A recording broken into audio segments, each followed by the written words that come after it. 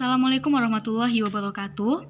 Baiklah, pada pertemuan kali ini saya akan menjelaskan dua buah contoh soal tentang materi induksi elektromagnetik. Nah, soal yang pertama, bunyi soalnya ialah sebuah kumparan mempunyai induktansi 500 mH. Jika arus yang melalui kumparan mengalami perubahan sebesar 60 mA dalam waktu 0,01 detik, hitung GGL induksi yang dibangkitkan dalam kumparan itu. Yang pertama kita buat diketahuinya terlebih dahulu.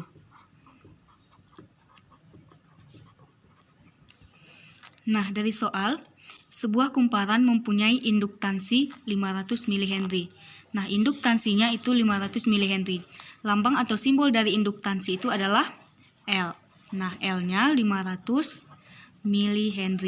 Satuan dari induktansi itu adalah Henry. Jadi kita ubah terlebih dahulu. 500 mH itu sama dengan 0,5 Henry. Oke, bagus.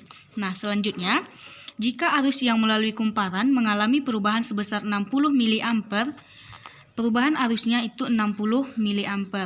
Nah, simbol dari perubahan arus itu adalah DI. Ya, DI-nya 60 mA. Satuan dari arus itu adalah ampere. Sama seperti sebelumnya kita ubah. Nah, 60 mA itu sama dengan 0,06 ampere, ya. Dalam waktu 0,01 detik. Nah, T-nya atau waktunya itu 0,01 detik atau sekon. Selanjutnya yang ditanya adalah hitung GGL induksi yang dibangkitkan dalam kumparan itu. Yang ditanya besar nilai GGL induksinya atau lambangnya E. Atau epsilon. Nah, kita gunakan persamaan GGL induksi itu sama dengan min L DI per DT. Selanjutnya, L-nya tadi sudah kita ketahui dari soal, L-nya adalah 0,5. Sedangkan perubahan arusnya itu 0,06 ampere per DT-nya itu 0,01 sekon. Nah, langkah berikutnya kita bagikan 0,06 dibagi 0,01 itu sama dengan 6. Nah, min 0,5 dikali 6 itu sama dengan 3. Ya, jadi jawabannya adalah besar GGL induksinya adalah min 3 volt. Kita lanjutkan untuk soal yang kedua. Ini materinya tentang transformator. Bunyi soalnya, perhatikan gambar di bawah ini. Nah, pada gambar bisa kita lihat, sebelah ini adalah kumparan primernya. Dan di sebelah ini, itu adalah kumparan sekundernya. Oke. Nah, sama seperti soal sebelumnya, kita buat terlebih dahulu yang diketahuinya.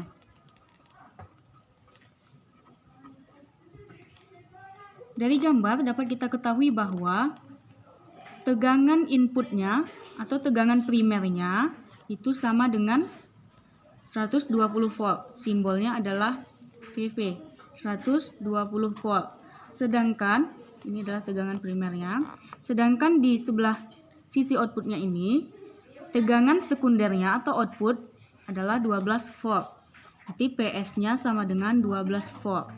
Nah, dapat kita lihat di sini dayanya, daya sekundernya itu adalah 24 watt. Nah, daya itu P, sekunder S itu berarti PS-nya adalah 24 watt. Sedangkan efisiensinya, efisiensi transformator tersebut adalah 80%. Efisiensinya 80%. Yang ditanya adalah kuat arus IP besarnya adalah, berarti yang ditanya itu nilai arus primernya atau IP-nya.